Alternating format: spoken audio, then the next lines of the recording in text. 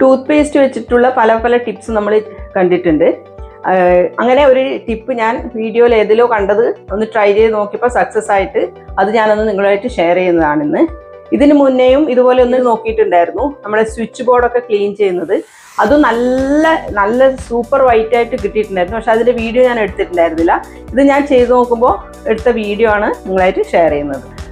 ഇതുപോലെ കറ പിടിച്ചിട്ടുള്ള cutting board, wooden cutting ബോർഡിൻ്റെ കറ നീക്കാൻ വേണ്ടി നല്ലൊരു ടിപ്പാണിത്. കുറച്ച് പേസ്റ്റ് എടുത്ത് ആദ്യം അപ്ലൈ ചെയ്യുക, ഒരു 10 മിനിറ്റ് വെയിറ്റ് ചെയ്യുക. അതിനുശേഷം പൊടിയുപ്പ് എടുത്തിട്ട് നന്നായി ഒന്ന് ബ്രഷ് ചെയ്ത് കുറച്ച് നനച്ച് നന്നായി ബ്രഷ് ചെയ്യുക. അതിനുശേഷം നമുക്ക് ലിക്വിഡ് സോപ്പും കൂടി ഇട്ടിട്ട് ഒന്നുകൂടെ ബ്രഷ് ചെയ്യുക. ബ്രഷിനെ കൊണ്ട് കറ ഇളകുന്നില്ല തോന്നുകയാണെങ്കിൽ സ്റ്റീൽ വൂളും യൂസ് ചെയ്യാം. ഞാൻ സ്റ്റീൽ വൂളും കൂടി യൂസ് ചെയ്തിട്ടുണ്ടായിരുന്നു. വുഡൻ ആർട്ടിക്കിൾ സാധാരണ നമ്മൾ ലൈഫ് കൂട്ടാനായിട്ട് എണ്ണയൊക്കെ അപ്ലൈ ചെയ്തിട്ടാണ് വെക്കാറ്.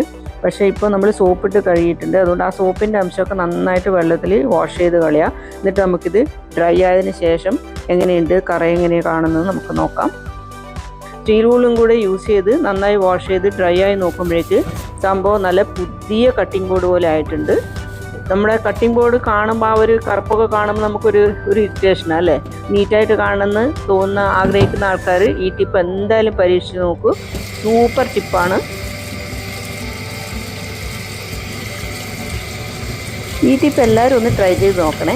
അതുപോലെ നിങ്ങൾ ഇതുവരെ സബ്സ്ക്രൈബ് ചെയ്തിട്ടില്ലെങ്കിൽ ഒന്ന് സബ്സ്ക്രൈബ് ചെയ്തിട്ട് കണ്ടിന്യൂ ചെയ്യണേ. ഇത് ഡ്രൈ ആയതിനു ശേഷം ഇങ്ങനെയാണ് നമ്മുടെ ബോർഡ് കാണുന്നത്.